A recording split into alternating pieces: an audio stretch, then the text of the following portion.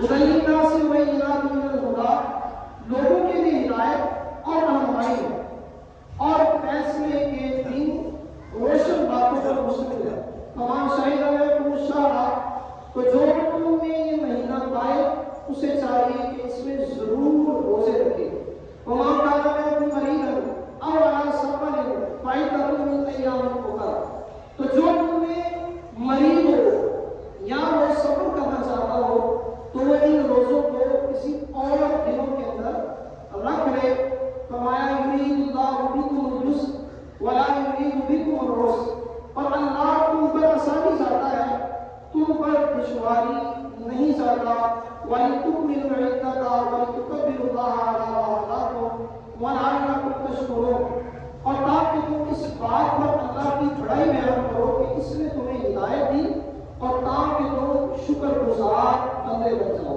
اب یہ رمضان کا مہینہ یہ ایسا مہینہ ہے کہ جس کا ذکر، جس کا تذکرہ اللہ تبارک و تعالیٰ نے اپنی دار کتاب کے اندر کیا ہے، اور فرمایا کہ یہ وہ مہینہ ہے کہ جس کے اندر اللہ تبارک و تعالیٰ نے قرآن کو نازل کیا، اور قرآن کو نازل کرنے کے بعد پہلے اس کی اہمیت دلائی، یعنی اس مہینے کی اہمیت کے اوپر غور کرے خدا کہ یہ مہینہ کتنی عظمت والا ہے، کہ اس مہینے کے اندر زندگی گزارنے کے لیے جو اصول و ضوابط تھے، زندگی گزارنے کا جو طریقہ تھا، زندگی گزارنے کے جو میتھڈز تھے، وہ مسلمانوں کو دیے گئے قرآن کی صورت میں، اور قرآن کی اہمیت کو واضح کر کے اللہ تبارک و تعالیٰ نے فرمایا کہ پھر کیا کرنا ہے، لوگوں کو حکم دیا، پہلے اہمیت کے بعد آرڈر یہ ہے کہ جو تمہیں یہ مہینہ پائے تو اس مہینے کے اندر کیا کرے گی، روزے رکھے۔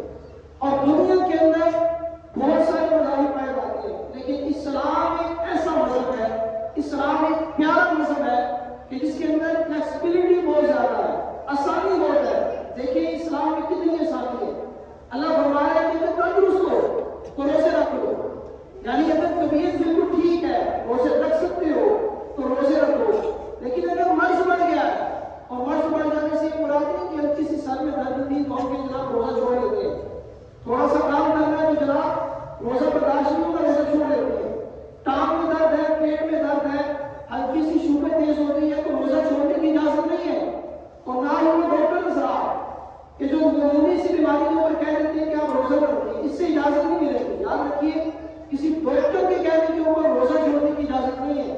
ہاں آپ اپنی بیماری کسی عالم دین کو بتائیں اور اس سے پوچھیں کہ جناب اس بیماری کی وجہ سے کیا میرے اوپر روزہ چھوڑنا ضروری ہے کہ نہیں ہے، وہ آپ کو بتائے گا کہ جناب اگر جان جانے کا خوف ہے تب آپ روزہ چھوڑ سکتے ہیں، اگر مرض شدت اختیار کر جائے یعنی مرض اور بڑھ جائے گا پھر آپ روزہ چھوڑ سکتے ہیں، ادروائز روزہ چھوڑنے کی اجازت نہیں ہوگی۔ لیکن اسلام نے ہمارے لیے آسانی پیدا کی ہے، فرمایا اگر مریض ہو تو روزہ چھوڑ سکتے ہو، فرمایا اگر سفر کرنا ہے، سفر کر کے کہیں دور جانے کا ارادہ ہے تو اسلام نے فلیکسیبلٹی دی ہے، اسلام کہتا ہے تو پھر کیا کرو، روزہ چھوڑ دو اور کسی اور دن میں رکھ دو۔ دیکھیں اسلام ہمارا کتنا خیال کرتا ہے، اگر ہمارے جسم کے اوپر زخم لگ جاتا ہے اوپر پٹی باندھ دے تو اسلام ہمارا خیال کرتا ہے، اسلام کہتا ہے پٹی کھولنی نہیں ہے بلکہ اس پٹی کے اوپر ہلکا سا مسا کرو تمہارے وضو کا فرض ادا ہوتا ہے۔ دیکھیں اسلام نے کتنی فلیکسیبلٹی دی ہے، کتنی آسانی دی ہے۔ وہ کہتے ہیں جناب اسلام تو بڑا سخت ترین اصول ہے، اسلام کے سخت نہیں ہے بھائی، اسلام تو بڑی آسانی کرتا ہے۔ عورت منقول آتا ہے، اسلام کہتا ہے کہ جناب تمہیں تکلیف ہے، تمہیں مرض ہے، رک جاؤ، روزے بھی نہیں رکھنے، بعد میں رکھ لینا۔ اسلام تو کہتا ہے جناب اگر مریض ہو، بیمار ہو، کھڑے ہو کر نماز نہیں پڑھ سکتے بیٹھ کے پڑھ لو، بیٹھ کے نہیں پڑھ سکتے تو ٹیک لگا کے پڑھ لو، ٹیک لگا کے نہیں پڑھ سکتے لیٹ کے پڑھ لو، لیٹ کے پڑھنے میں مشکل ہے تو اسلام کہتا ہے جناب آپ اشارے کے ساتھ نماز پڑھو۔ دیکھیں اسلام نے فلیکسیبلٹی دی ہے، اسلام نے حکم دیا ہے، اسلام کہتا ہے تمہارے لیے آسانی ہے۔ اور پھر دیکھیں اللہ تبارک و تعالیٰ نے کتنا پیارا اہتمام فرمایا ہے ہم گناہ گاروں کے لیے کہ ہم سارا سال کھاتے رہتے ہیں، اور ایک مہینہ اللہ تبارک و تعالیٰ نے ہمیں دیا کہ ہم ایک مناسب وقت کے اوپر کھائیں گے اور ایک مناسب وقت کے اوپر دوبارہ کھانا پینا شروع کریں گے، سحری میں کھائیں گے اور جا کر افطاری میں کھائیں گے۔ اور جانتے ہیں اللہ تبارک و تعالیٰ نے ہمیں وہ ایمان دیا ہے کہ بند کمرے کے اندر لائٹس بھی ہیں، دنیا کی ہر چیز موجود ہو، جناب ہر قسم کا کھانا موجود ہو، بڑی بڑی ڈشیں موجود ہو، لیکن ایک روزہ دار کے سامنے وہ ساری ڈشیں رکھ دی جائے، کمرے کو کنڈی لگا دی جائے اور وہ روزہ دار تنہا اس کمرے میں موجود ہے تو پانی کا ایک گھونٹ بھی نہیں پی رہا۔ کیوں نہیں پی رہا؟ کہ میرا اللہ مجھے دیکھ رہا ہے۔ تو اس ماہ مبارک کے اندر بندے کا ایمان مضبوط ہوتا ہے، بندے کے اندر جو اسلام کی روشنی ہے، جو اسلام کی کرنیں ہیں وہ مضبوط ہو جاتی ہیں، بندے کا ایمان پختہ ہوتا ہے۔ دیکھیں اللہ مبارک تعالیٰ قرآن میں کہتا ہے وَإِذَا عَزَمْتَ فَتَوَكَّلْ عَلَى اللَّهِ، بندے جب تو ارادہ کر لے تو اپنے اللہ کے اوپر توکل کر، اپنے رب پر بھروسہ کر۔ تو کیسا بھروسہ کرتا ہے انسان کہ سارا کچھ سامنے موجود ہے، پانی کا گلاس ہاتھ میں پکڑ کے پانی نہیں پی رہا، سگریٹ کی تمنا ہے، سگریٹ پکڑتا ہے، دل چاہ رہا ہے، لیکن کیا ہے؟ میرا رب مجھے دیکھ رہا ہے، میرا آج بھروسہ ہے۔ کسی کو نسوار رکھنے کا شوق ہوتا ہے، کسی کو نشہ کرنے کا شوق ہوتا ہے، کسی کو جناب بار بار طلب ہوتی ان چیزوں کی، مجھ سے رہا نہیں جاتا، لیکن اس کے باوجود بھی اسے اپنے اللہ سے کتنا پیار ہے، اسے اپنے اللہ سے کتنی محبت ہے، وہ ان تمام چیزوں سے باز کرتا ہے۔ میرے پیارے محمد مثال بھائی جانتے ہیں روزہ دار اللہ کو کتنا پیارا لگتا ہے؟ پورے روزے کی فضیلت کو بجھا حدیث پاک کے مفہوم میں ہمارے کریم آقا علیہ الصلوۃ والسلام نے فرمایا جب روزہ دار روزہ رکھتا ہے تو اس کے منہ سے ایک بو آتی ہے، جانتے ہیں یہ بو اللہ تبارک و تعالیٰ کو کتنی پیاری لگتی ہے؟ آقا علیہ الصلوۃ والسلام نے فرمایا اللہ رب العزت کے نزدیک یہ بو مشک سے بھی زیادہ ہوتا ہے۔ اللہ اکبر، روزے دار کے منہ کی بو اللہ تبارک و تعالیٰ کو اتنی پسند ہے۔ اور روزہ رمضان کے اندر روزہ رکھنا یہ ایسی عبادت ہے کہ روزہ دار روزہ رکھ کے سو جائے تب بھی عبادت کی عبادت ہے۔ اللہ اکبر، اس سے بڑھ کر اور کیا عبادت ہوگی؟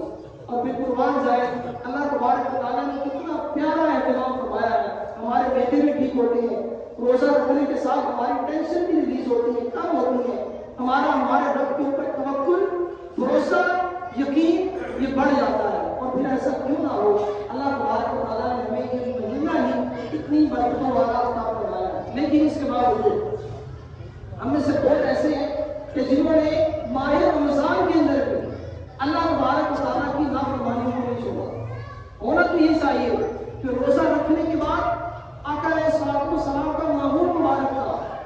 بی بی عائشہ فرماتی کہ حضور کا ماحول تھا کہ جب ماہ رمضان کی آمد ہوتی تو اللہ کے محبوب علیہ الصلوۃ والسلام آرام کو ترک کر دیتے، بستر کو چھوڑ دیتے، ساری رات عبادت چلا، ساری رات عبادت کیا کرتے۔ ہونا تو یہ چاہیے تھا، لیکن ہم روزہ رکھ کے روزہ دار ہونے کے بعد ہماری کچھ پلاننگ اس طرح کی بنی ہوئی ہے کہ اب ہم نے روزہ رکھ لیا، روزہ رکھنے کے بعد وہی فیس بک یوز ہو رہی ہے، نہ جانے کس طرح کے مناظر پیچھے جا رہے ہیں، جناب ٹائم پاس کرنا ہے۔ اور روزہ رکھ کے کہتے ہیں کہ جی آپ روزہ رکھ لیا، اب ٹائم کیسے پاس ہوگا؟ نہ کیا یہ مہینہ ٹائم پاس کرنے کا مہینہ نہیں ہے، یہ مہینہ وقت گزارنے کا مہینہ نہیں ہے، بلکہ یہ مہینہ تو اللہ تبارک و تعالیٰ سے اپنے گناہوں کی بخشش کروانے کا مہینہ ہے۔ دیکھیے اگر سے بندہ گالی نکالتا ہے تو بری بات ہے، لیکن اگر کوئی مسجد میں آ کے گالی نکالے تو یہ اور بھی بری بات ہے۔ وہ اللہ کے گھر میں گالی نکال رہا ہے، بھائی حیا کرنی چاہیے، اللہ کے گھر میں بھی گالی نکال رہا ہے۔ اسی طرح اگر کوئی بندہ گانا سنتا ہے تو بری بات ہے، گناہ کا کام ہے، لیکن اگر کوئی مسجد میں آ کے گانا سنے تو بھائی اسے کہا جائے گا بھائی کچھ تو خدا کا خوف ہے کہ تو اللہ کے گھر میں آ کے گناہ کر رہا ہے۔ بالکل اسی طرح ماہ رمضان کے بارے میں میرے کریم آقا علیہ السلام نے فرمایا کہ اس بابرکت مہینے کے اندر اللہ تبارک و تعالیٰ عام نیکیوں کا ثواب 70 گنا سے بھی زیادہ بڑھا دیتا ہے۔ نفل فرض کے برابر کر دیے جاتے ہیں اور فرض 70 گنا اور بڑھا دیا جاتا ہے، لیکن اس کے ساتھ ہی ساتھ گناہ کا عذاب بھی بڑھا دیا جاتا ہے۔ جی ہاں، اس بات کو یاد رکھیے گا کہ جو اس مہینے کے اندر بھی گناہ کرتا ہے، یہ مہینہ تو آیا تھا کہ ہم اپنی بخشش کروا لیتے، یہ مہینہ تو آیا تھا کہ ہم اپنے اللہ کے حضور کی گڑاتے الہی ہمیں بخش دے۔ میرے قریب آقا علیہ الصلوۃ والسلام کا فرمان حدیث ہے جب رمضان المبارک کی پہلی رات آتی ہے تو اللہ تبارک و تعالیٰ وہ حضور کی طرف نظر رحمت فرماتا ہے اور اللہ جس کی طرف نظر رحمت فرمانے اسے عذاب دے دے۔ ہونا تو یہ کہ ہم سارا دن اللہ تبارک و تعالیٰ کی عبادت بھی کریں، اور عبادت کرنے کے بعد جب افطاری کا وقت آئے تو اب ہمیں تمنا کیا ہوتی ہے جناب پکوڑے آ گئے، سموسے آ گئے، چاٹ آئی کہ نہیں گئے، لیکن سنے آقا علیہ السلام کا فرمانے نشان ہے کہ آقا علیہ السلام نے فرمایا روزانہ افطاری کے وقت اللہ تبارک و تعالیٰ 10 لاکھ لوگوں کی مغفرت کروا دیتا ہے۔ ہمارا انداز یہ ہونا چاہیے کہ جب افطاری کرنے بیٹھے تو اپنے بچوں کو بٹھائیں اور اللہ تبارک و تعالیٰ سے ہاتھ اٹھا کے دعا کریں، الہی میں گناہگار تھا، سیاہ کار تھا، اللہ بدکار تھا، اللہ مانا کہ ہاتھوں نے بھی گناہ کیے، اللہ مانا کہ آنکھوں نے بھی گناہ کیے، اللہ مانا کہ سینے سے بھی گناہ ہوئے، اللہ مانا کہ میرا وجود گناہوں میں اتنا بڑا ہے، لیکن الہی 10 لاکھ کی آج بخشش ہوتی ہے۔ کاش ایسا ہو جائے کہ میرا بھی اس سال میں نام لکھا جائے، کاش کہ ہم بھی بیٹھے رہے تاریخ وقت اور سوچیں، لیکن معذرت کے ساتھ بہت سے لوگ ایسے ہیں، رمضان کا مہینہ چل رہا ہے، رمضان کے مبارک دن چل رہے ہیں، روزے دار روزہ رکھ رہے ہیں، لیکن اس کے باوجود بھی گناہوں کا سلسلہ ویسے ہی جاری گزاری ہے، جھوٹ ویسے بول رہے ہیں، روزہ رکھ کے بھی جھوٹ بولا جا رہا ہے، روزہ رکھ کے بھی رشوت کا لین دین ہو رہا ہے، روزہ رکھ کے بھی سود کا لین دین ہو رہا ہے، روزہ رکھنے کے بعد بھی گناہ جاری ساری ہے، اور بعض اللہ بعض ایسے ہیں جو ٹائم پاس کرنے کے لیے روزہ رکھ کے دنیا دیکھتے ہوتے ہیں، بعض ایسے ہیں جو ٹائم پاس کرنے کے لیے مسجد میں کھڑے نہیں ہوتے، بھائی چوکوں میں جا کے اب روزہ ہے ٹائم پاس کرنا ہے تو چوک میں جا کے آپس میں گپے لڑاتے رہتے ہیں۔ روزے کی اتنی فضیلت ہے، اللہ تبارک و تعالیٰ کے محبوب نے فرمایا روزانہ 10 لاکھ کی مغفرت کر دی جاتی ہے۔ ایک دن میرے کریم آقا علیہ السلام تشریف فرما تھے، آقا علیہ السلام نے فرمایا آمین، کیا فرمایا جی؟ آمین۔ صحابہ کرام نے عرض کی یا رسول اللہ یہ آمین کیوں کہہ رہے ہیں؟ تو میرے کریم آقا علیہ السلام نے فرمایا میرے صحابہ ابھی میرے پاس جبریل امین تشریف لائے اور جبریل کہنے لگے کہ یا الہی جو بندہ رمضان المبارک کا مہینہ پائے اور اس سے اپنی مغفرت نہ کروا سکے تو وہ بدبخت ہو جائے، تو اس کے اوپر میں نے کہا آمین۔ اب دیکھیے ذرا کہ یہ روزہ جو پلر آف اسلام ہے، یعنی اسلام کے جو بنیادی 5 پلر ہیں ان میں سے ایک پلر یہ روزہ ہے، یہ کوئی معمولی بات نہیں ہے، یہ رمضان کی راتیں کوئی معمولی چیزیں نہیں ہیں۔ اللہ کے محبوب فرما رہے ہیں کہ جو رمضان المبارک پائے اور اپنی مغفرت نہ کروا سکے وہ بدبخت ہو جائے۔ دیکھیے اللہ کے محبوب نے اس بات کے اوپر آمین کہا ہے۔ اب ذرا سوچیں، اب ذرا تصور کریں کہ جب سے رمضان آیا ہم نے اپنی مغفرت کی کتنی مرتبہ سوال کیا ہے کہ الہی تیری رحمت اتنی بڑی، اللہ میرے گناہ کو معاف کر دے۔ ہم نے کتنی بار سوال کیا کہ اللہ رمضان کے مہینے میں بھی جس طرح میں عبادت کرنا چاہتا تھا ویسے نہیں کر سکا، اللہ مجھے معاف کر دے۔ اور قربان جائے آقا علیہ السلام کا معمول مبارک، میں نے آپ کو حدیث پاک سنائی، بی بی عائشہ صدیقہ طاہرہ رضی اللہ تعالیٰ عنہا فرماتی ہے کہ جب رمضان المبارک کی آمد ہو رہی ہوتی تو آقا علیہ السلام کے چہرے کا رنگ خوف سے متغیر ہو جاتا، آقا علیہ السلام اپنے بستر کو چھوڑ دیتے اور راتوں کو اٹھ کر میرے آقا کی گڑایا کرتے، اللہ کی عبادت کیا کرتے۔ اور ذرا ہم سوچیں کہ ہماری راتیں کیسے گزری ہیں۔ یہ رات بھی عام رات نہیں ہے، ہر رات کے اندر اللہ تبارک و تعالیٰ کا فرشتہ ندا کرتا ہے کوئی رب سے معافی مانگنے والا کہ آج اسے بخش دیا جائے، ہے کہ اللہ تبارک و تعالیٰ سے سوال کرنے والا کہ اللہ اسے سوال کرے، اور اللہ تبارک و تعالیٰ مخلوق کی طرف نظر رحمت فرماتا ہے اور فرماتا ہے کہ مجھ سے مانگنے والا کہ میں اسے عطا کروں۔ یہ راتیں بے معمولی نہیں ہے، ہر رات میں بندہ ایک سجدہ کرتا ہے، اللہ تبارک و تعالیٰ 1500 نیکی عطا کرتا ہے۔ جو بندہ رات کو قرآن کی تلاوت کرتا ہے اللہ تبارک و تعالیٰ یاقوت کا گھر اس کے لیے جنت میں بنا دیتا ہے۔ جو بندہ اللہ تبارک و تعالیٰ کی عبادت کرتا ہے اللہ کو نوازتا ہے، اللہ کو نوازنے پر قادر ہے، لیکن ہماری راتوں کی پلاننگ کیا ہے؟ کسی نے جناب کلبوں کی پلاننگ بنائی ہے کہ چلو جا کر ہم سو کر دیکھتے ہیں، کیوں؟ رات گزارنی ہے، صبح سحری کرنی ہے، تو رات گزارنے کے ڈفرینٹ طریقے جو ہم نے اپنا رکھے ہیں وہ کیا ہے؟ کوئی رات گزار رمضان کی رات ہے، اللہ کی بنا رمضان کی رات فلم دیکھ کے گزاری جا رہی ہے، وہ رات کی جس کے اندر عبادت کرنی چاہیے تھی، وہ رات کی جس کے اندر قرآن کی تلاوت کرنی چاہیے تھی۔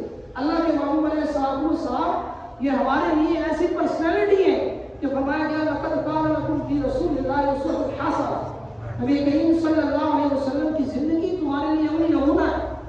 امام الانبیاء ہونے کے باوجود آقا علیہ السلام کا رمضان میں طریقہ کیا تھا؟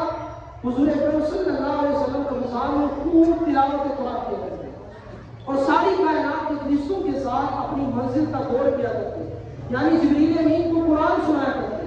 اب سوال یہ ہے ہماری تلاوت قرآن کیا ہے؟ رمضان کے مہینے میں بھی ہمارا تلاوت قرآن کیا ہے؟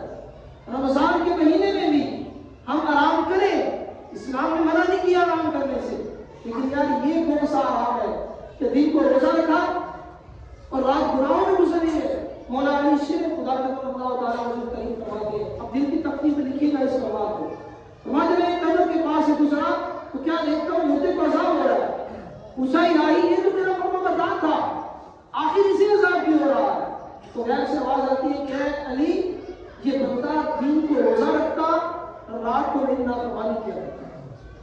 اب وہ لوگ متوجہ ہوں کہ جو دن کو روزہ رکھتے ہیں اور راتوں کو رب کی نافرمانی کرتے ہیں، نا جناب اس کی ہر گھڑی رحمت بڑی ہے، اس کی ہر ساتھ رحمتوں سے مالا مال ہے۔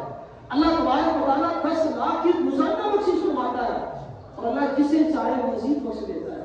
تو کہیں ایسا نہ ہو کہ ہم بدنصیب کے بدنصیب ہی رہ جائیں، اس مبارک مہینے میں بھی ہم اپنے گناہ نہ چھوڑ سکیں، اس مبارک مہینے کے اندر بھی ہم اپنے جھوٹ سے نفرت نہیں کر سکیں۔ سب سے بڑا دشمن ہمارا شیطان تھا، جو ہمارے ایمان کا بھی دشمن، جو ہمارے سجدوں کا بھی دشمن، جو ہماری قرات کا بھی دشمن، جو ہماری تلاوت کا بھی دشمن، جو یہ چاہتا ہی نہیں ہے کہ میں اپنے رب کے حضور سجدے میں گروں، جو یہ چاہتا ہی نہیں ہے کہ میں اپنے رب کے حضور مسجد میں حاضر ہو جاؤں، اس کی بس پیورٹی یہ ہے کہ کسی طرح مجھ سے میرا ایمان چھین لیا جائے۔ لیکن اس کے باوجود اللہ تبارک و تعالیٰ نے کرم کیا، اس شیطان کو پکڑ کے قید کر دیا۔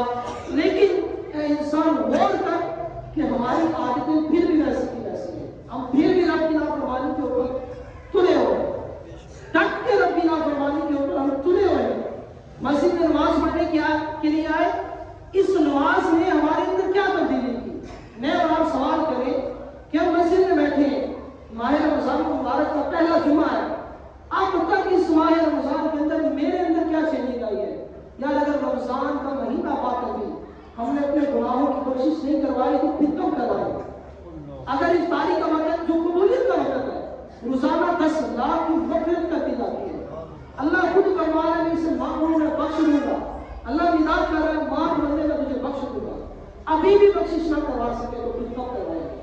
اگر رمضان کے مہینے میں ہمارا سب سے بڑا دشمن جس کو قید کر دیا گیا، بہت سے ایسے ہیں کہ جن کو ابھی بھی سجدوں کی توفیق نہیں ہوئی، وہ اپنی دولت کے اوپر ہی خوش ہیں، جناب وہ اپنی پرسنالٹی کے اوپر ہی ناز کر رہے ہیں، حضرت وہ اپنے مال کے اوپر ہی خوش ہیں، وہ اسی کے اوپر مطمئن ہے کہ رب نے مجھے کاروبار دیا ہے، وہ اسی کے اوپر مطمئن ہے کہ میرے پاس وقت ہے دنیا کے لیے۔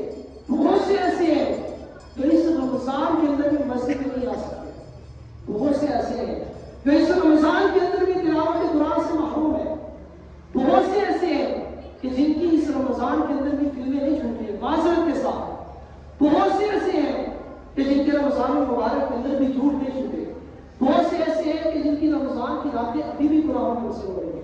تو میرے پیارے اور محترم مسلمان بھائیو، ہمارے کریم آقا علیہ الصلوۃ والسلام کا انداز پکارانہ کیا ہے؟ انداز کیا ہے؟ آقا آرام کو ترک کر دیتے ہیں اور میرے کریم آقا علیہ الصلوۃ والسلام خوب تلاوت قرآن کیا کرتے ہیں۔ یار جس مہینے کے اندر ایک سجدے کے اوپر اللہ 1500 نیکی عطا فرمائے، جس مہینے کے اندر عام نیکی کا ثواب 70 گنا بڑھا دیا جائے، نفل فرضوں کے برابر کر دیے جائے، نفل 70 گنا تک بڑھا دیے جائے، اور اس سے بھی بڑھ کر اللہ جسے چاہتا ہے اللہ عطا کرتا ہے۔ اور یہ ساری کی ساری محبتیں یہ کس کے لیے ہیں؟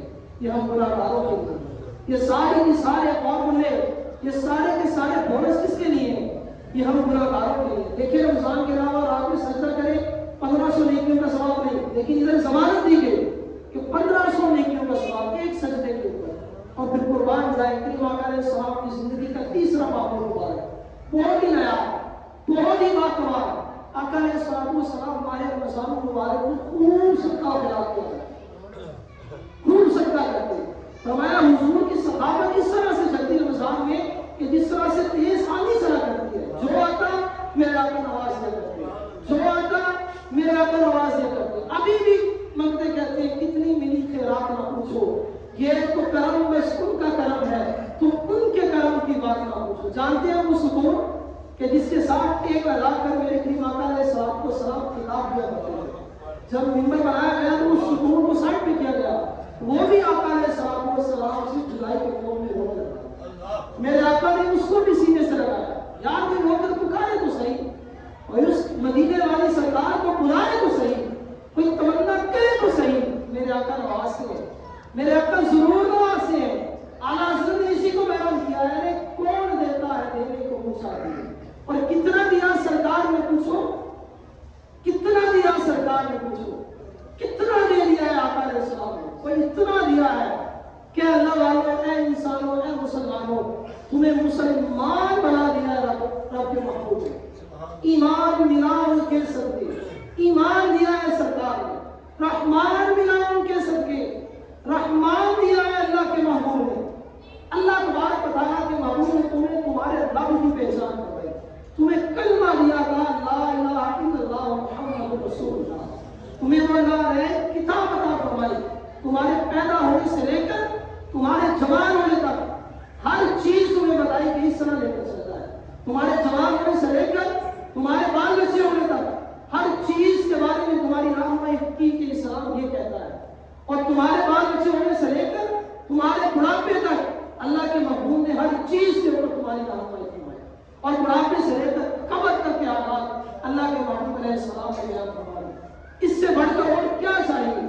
ایمان ملا ان کے صدقے, رحمان ملا ان کے صدقے, قرآن ملا ان کے صدقے. وہ کیا ہے جو ہم نے پایا. اب باقی بچ کیا جاتا ہے, لیکن اس کے باوجود بھی معذرت کے ساتھ بہت سے لوگ ایسے ہیں کہ ابھی تک ان کا دل مسجد کے اندر مطمئن نہیں ہو رہا. ان کو مسجد میں لذت نہیں آ رہی, ان کو مسجد میں سکون نہیں مل پا رہا. غور کریں ہوگا کہ وہ کیسے عظیم لوگ ہیں کہ جو مسجدوں کے اندر اپنے رب کے حضور سجدے میں گرتے ہیں تو ان کو سجدوں میں لذت آتی ہے. یار ان کا دل نہیں چاہتا کہ وہ سجدے سے سر اٹھائے. ایسے بھی لوگ موجود ہیں, جی آپ موجود ہیں, وہ اللہ کے حضور جب قیام کرتے ہیں ان کا دل نہیں چاہتا کہ وہ اپنے قیام کو ختم کر دیں. یہ بھی فاطمہ الزہرا رضی اللہ تعالیٰ عنہ ساری رات قیام کرتی ہے, اللہ کے حضور تلاوت کرتی, حتیٰ کہ ساری کا وقت ہوتا, اور وہ آتی کہ یا اللہ تیری رات اتنی چھوٹی ہے, اتنی چھوٹی رات ہے. ایسے لوگ موجود ہیں جو اللہ کے حضور کہتے ہیں, لیکن میں غور کروں کہ یار میرے اندر ایسی کون سی کمی ہے, میرے اندر ایسے کون سے گناہ ہیں کہ رمضان کے مہینے میں, اب تو شیطان بھی نہیں ہے نا, رمضان کے مہینے میں بھی میں مسجد میں ٹھہرنا پسند نہیں کرتا. دیکھیے مسجد مچھلی پانی کے اندر سکون پاتی ہے, اسے پانی سے نکالے تو وہ پھر بڑھانے لگتی ہے. اسی طرح مومن کے بارے میں فرمایا گیا کہ مومن مسجد کے اندر سکون پاتا ہے. جب مومن مسجد سے باہر نکلتا ہے تو بے چین ہو جاتا ہے, پھر وہ انتظار کرتا ہے کہ یا اللہ دوبارہ کب بلاوا آئے گا اور میں مسجد جاؤں گا اور تیرے حضور اپنے سر کو جھکاؤں گا. تو یہ وہ مہینہ ہے, یہ وہ عزمتوں والا, یہ وہ محبتوں والا, یہ وہ رحمتوں والا مہینہ ہے. ابھی بھی بہت سے ایسے ہیں کہ جو مسجد میں نہیں آ سکتے. ایسے ہی ہے.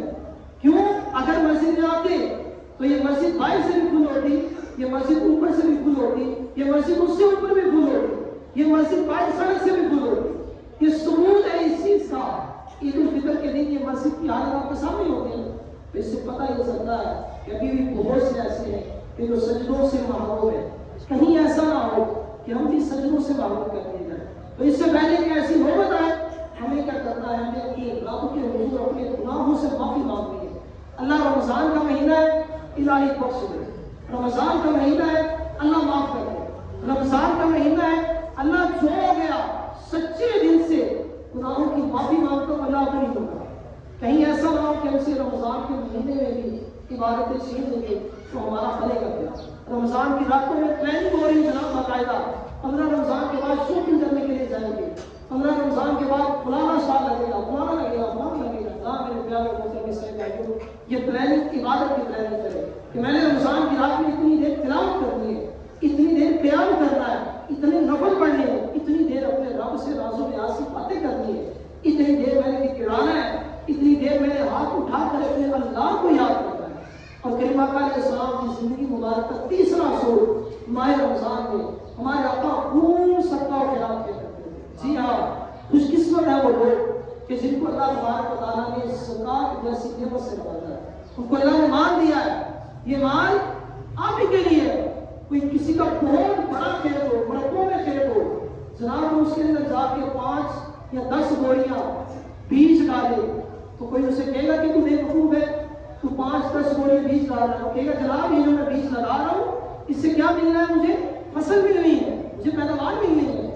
اسی طرح زکات کی مثال دی گئی ہے کہ یہ زکات اپنے مال سے نکالو، پھر نیکسٹ ایئر دیکھو تمہارے مال کو پاک کر دے گی اور پچھلے سال سے بڑھا کر ادا کر دیا جائے گا۔ اور جو زکات نہیں دے سکتا، اس کے اوپر زکات فرض ہی نہیں ہے، حالانکہ یہ پلر آف اسلام ہے۔ اسلام کے بنیادی 5 پلروں میں سے ایک روزہ ہے، ایک زکات ہے، لیکن اگر زکات فرض نہیں ہے تو اللہ تبارک و تعالیٰ نے کچھ تو واقع کیا تھا۔ یہ رمضان کا مہینہ ہے، اللہ کے محبوب نے قسم کھا کے کہا، قسم کھا کے کہا کہ جو اللہ کی راہ میں صدقہ کرے گا، اللہ کے محبوب نے بولا میں قسم کھا کے کہتا ہوں اس کے مال میں کمی نہیں آئے گی۔ پھر تو یہ مہینہ تو وہ مہینہ ہے کہ جس کے اندر عام نیکی 70 گنا بڑھا دی جاتی ہے، نفل فرضوں کے برابر 70 گنا بڑھا دی جاتی ہے۔ تو قربان جائے ہمارا 1 روپیہ صدقہ کرنا، گمان کریں کہ اللہ تبارک و تعالیٰ اسے کتنا بڑا کر کے قبول فرمائے گا۔ اور جو 1 خرچ کرتا ہے اللہ دنیا میں اس کو 1 کے بدلے 10 عطا کرتا ہے، دنیا میں ملتے ہیں۔ تو آج یہ مہینہ ہے، آج یہ دن ہے ہمارے پاس، خوب صدقہ کریں اللہ کے راہ میں۔ اور اب صدقہ کرنا جس کو ہے، سب سے پہلے فطرانہ اور زکات اپنے قریبی رشتہ داروں کو دیں۔ قریبی رشتہ دار جو آپ کے مطلب بالکل کلوز ہے، الارحام یعنی خالہ، ماموں، چاچو، یہ قریبی رشتہ دار، ان میں سے اگر کوئی ہے تو ان کو دیں۔ اگر ان میں کوئی نہیں ہے تو اپنے غریبوں کو دیں، اور اگر ان میں کوئی نہیں ہے تو پھر کسی ایسی سنی تحریک کو جو دین مدین کی خدمت سے انجام دے رہی ہے ان کو دیں۔ اور اس سے بھی بڑھ کر اگر آپ صدقہ میں فطرانہ اور زکات کی بات نہیں کر رہا، صدقہ کرنا چاہتے ہیں، ڈونیٹ کرنا چاہتے ہیں تو کسی ایسی جگہ پر ڈونیٹ کریں کہ آپ کو وہ دیا ہوا 1 روپیہ بھی روزانہ کے لیے آپ کی نیکیوں کا مٹر جاری کریں۔ اب جانتے ہیں آپ جس مسجد میں بیٹھے ہیں کتنے لوگ آئے ہیں سجدہ کرنے کے لیے، آئے جی نہ جانے رب کو کس کا سجدہ پیارا ہے، جو سجدہ کرے گا نہ جانے اللہ کو کس کا سجدہ محبوب ہوگا، اور اس کے سجدے کی وجہ سے اللہ تبارک و تعالیٰ ہم سب کی کوشش کروا دے گا، اسی کو معلوم ہے نا۔ تو یہ سجدہ کرنا کی جگہ جو کارپیٹ بچھے ہے، یہ ہمیں کارپیٹ نئے بچھانے۔ کوئی مرد کلندر جو نیت کرے، ایک نہیں کر سکتا، سارے مل کے کرنے، یا یہ فلانی جگہ کے اوپر اگر کسی اللہ کے نیک بندے نے سجدہ کر لیا، یہ اس کا سجدہ کرنا میری بخشش کا سبب بن جائے گا، یار میں ان کارپیٹ کے اندر اپنا حصہ شامل کروں۔ یہ کارپیٹ بچھائے رمضان کے اندر، دیکھیں جب تک بچھے رہیں گے سجدے ہوتے رہیں گے، جس کا سجدہ اللہ قبول کرتا رہے گا آپ کی کوشش ہوتی ہے۔ اس سے بڑھ کر اور کوئی سودا منافع بخش نہیں ہے۔ اور رمضان کا مہینہ ہے، کوئی 1 خرچ کر سکتا ہے وہ 1 کرے، کوئی 10 کر سکتا ہے وہ 10 کرے، کوئی 20 کر سکتا ہے وہ 20 کرے۔ اور میں یقین کے ساتھ کہتا ہوں کہ جیسی زندگی آپ گزار رہے ہیں اللہ کا کروڑوں شکر کریں، لاکھوں لوگ ہیں جو آپ جیسی زندگی گزارنا چاہتے ہیں۔ آپ کہیں گے جناب میں تو قرض خواہ ہوں، حضرت قرض خواہ ہے نا، دیکھے جا کے وہ لوگ کہ جن کے پاس گھر بھی نہیں ہے، آپ تو نماز پڑھنے کے بعد گھر جائیں گے نا، آپ کو چھت نصیب ہوگی۔ دنیا میں ایسے بھی لوگ ہیں جن کے پاس چھت ہی نہیں ہے، آپ تو اپنی ٹانگوں کے اوپر چل کر آئے ہیں نا، دنیا میں ایسے بھی لوگ ہیں جن کی ٹانگیں نہیں ہیں۔ حضرت اللہ کا شکر ادا کریں، اللہ نے آنکھیں کو دی ہے نا، دنیا میں ایسے بھی لوگ ہیں جن کی آنکھیں نہیں ہے، اور حضرت آپ اللہ کا شکر ادا کریں کہ آرام سے کھا بھی تو لیتے ہیں نا۔ دنیا میں ایسے امیر ترین لوگ کروڑوں کے مالک ہیں، طرح طرح کے کھانے سامنے پڑے کھا نہیں سکتے۔ اللہ کا شکر ادا کریں، جناب جا کر دیکھیں اسپتالوں کے اندر نالیوں کے ذریعے خوراک دی جاتی ہے، اور آپ اللہ کا شکر ادا کریں کہ اللہ بغیر کسی بیماری کے ہمیں کھلا رہا ہے، وہ رب پلا رہا ہے، وہ رب ہمیں بڑا کر رہا ہے۔ اس سے بڑھ کر اور نعمت کیا ہوگی؟ آنکھ سے بڑھ کر بھی نعمت ہے جناب، آنکھ تو بڑی دور کی بات ہے، آپ کے منہ کے اندر آنے والا لعاب اگر یہ ختم ہو جائے تو ایک نوالا بھی حلق سے نیچے اتارنا مشکل ہو جائے گا۔ اللہ کا شکر ادا کریں، اور جس کو اللہ کا شکر ادا کرنا ہے، اللہ کے شکر کا ایک طریقہ یہ بھی ہے کہ اللہ کی راہ میں خیرات کی جائے۔ اللہ تو نے مجھے اتنی نعمتوں سے نوازا، اللہ یہ مال بھی تو تیرا ہی دیا ہوا ہے، یہ میں تیری مال میں سے تیری راہ میں خرچ کرتا ہوں۔ تو ہمارے جو احباب اس کارپیٹ کے اندر اپنا حصہ شامل کرنا، وہ دیر نہ کریں، جتنے ہیں جو دے سکتے ہیں وہ دیں، اس بات پر قادر ہے کہ آپ کو 5 کے بدلے 500 دے، 500 کے بدلے 5000 دے، 5000 کے بدلے 5 لاکھ دینے کے اوپر بھی رب قادر ہے۔ آپ ہاتھ اٹھائیں، اللہ قادر ہے، کن فیکون، ہو جا تو وہ ہو جائے گا۔ تو آپ تمام احباب سے گزارش ہے کہ اس رمضان کو خوب عبادت میں گزاریں، خوب تلاوت قرآن میں گزاریں، راتوں کو قیام کریں، دل میں روزہ رکھ کے اپنے رب عز و جل کے حضور کی گرائیں بھی، سجدے بھی کریں، اپنے آپ کو اپنے رب کے حضور پیش بھی کریں، خوب تلاوت قرآن بھی پڑھیں، کم از کم ایک مرتبہ اس رمضان میں پورا قرآن کریم پڑھ لیں۔ جو قرآن پڑھنا نہیں جانتا وہ قرآن پڑھنا سیکھ لے کم از کم، اور اس رمضان میں خوب صدقہ کریں، خیرات کریں، سخاوت کریں۔ اللہ تبارک و تعالیٰ ہم سب کے روزے، عبادت، تلاوت، صدقہ و خیرات کی بات قبول فرمائے، آمین۔